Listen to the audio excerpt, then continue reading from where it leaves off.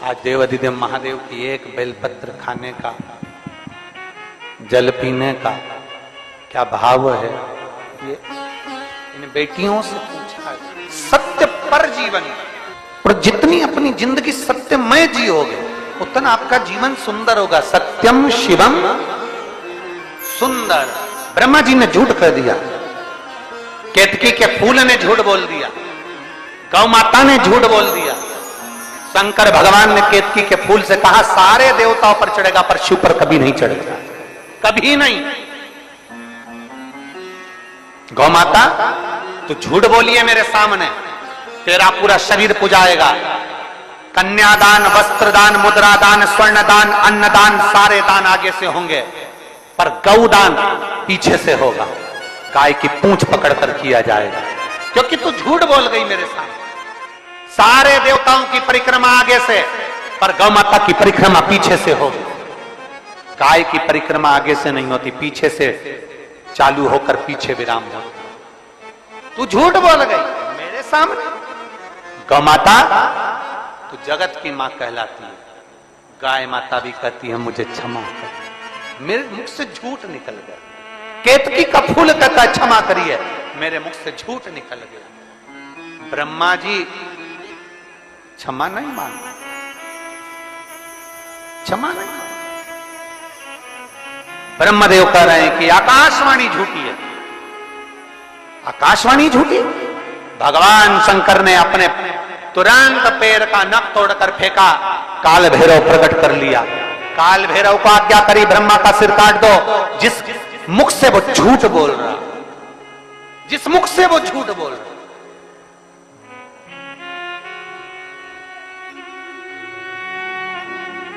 ब्रह्मा जी के सम्मुख में काल भैरव प्रकट हो गए। काल भैरव ने अपना हाथ की उंगली का नख तोड़कर फेंककर ब्रह्मा जी के शीश को काट दिया। कटा हुआ सिर लुढ़कता गया, उनके रक्त निकलता गया। कटा शीश भी झूठ बोलता रहा, झूठ बोलता। सत्य को प्रमाण की जरूरत नहीं होती, पर झूठ को प्रमाण चाहिए। सत्य एक दिन उजागर होता ही है, उसको कितना भी दबाया जाए। सत्य को कितना भी दबा ले, वो उजागर होगा। आज नहीं तो कल होगा, कल नहीं तो परसों होगा, आने वाली पीढ़ी को होगा, और सत्य सामने जरूर आएगा। सत्य को कोई नहीं दबा सकता। चाहे दुनिया में कितना भी प्रपंच रच लो, चाहे दुनिया में कितना भी पाखंड रच लो, सत्य को दबाने के लिए तुम सारी पूरी जिंदगी निकाल देना, पर एक दिन सत्य सत्य होता है और सत्य दुनिया के सामने आता जरूर है। दबा नहीं सकता।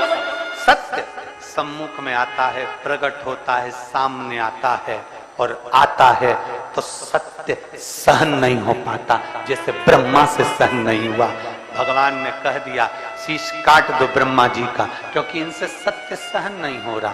काट दिया शीश, लुढ़कता गया। कर्मनाशा नदी प्रकट हो गई, जो आज भी उत्तर प्रदेश में बहती है। कर्मनाशा नदी भारत की भूमि की वो नदी है जिसके तट पर उत्तर प्रदेश की गवर्नमेंट ने बड़े बड़े बोर्ड लगा कर रखे हैं, ये कर्मनाशा है, इसमें हाथ ना लगाइए। ये कर्मनाशा है, इसमें अगर कोई इसके पानी का छींटा भी लग जाता है तो 7 पीढ़ी में किया गया पुण्य छिन्न हो जाता है। ये कर्मनाशा नदी जिस पर पक्षी भी अपनी चोंच में जल नहीं भरता, जिस नदी का जल एक श्वान भी नहीं पीता, वो कर्मनाशा आज भी बहती है और बड़े बड़े बोर्ड लगे हैं। इस कर्मनाशा नदी का स्पर्श ना किया जाए। विद्वान, चतुर, संत, साधु, सन्यासी, तपस्वी उस कर्मनाशा नदी को कभी पार भी नहीं करते, क्योंकि कर्मनाशा के जल का छींटा लग गया तो हमारी पीढ़ी दर पीढ़ी में किया गया पुण्य समाप्त हो जाता है। कर्मनाशा आज भी जो ब्रह्मा जी के रक्त से बनी, और ब्रह्मा जी का शीश कटकर जब गिरा,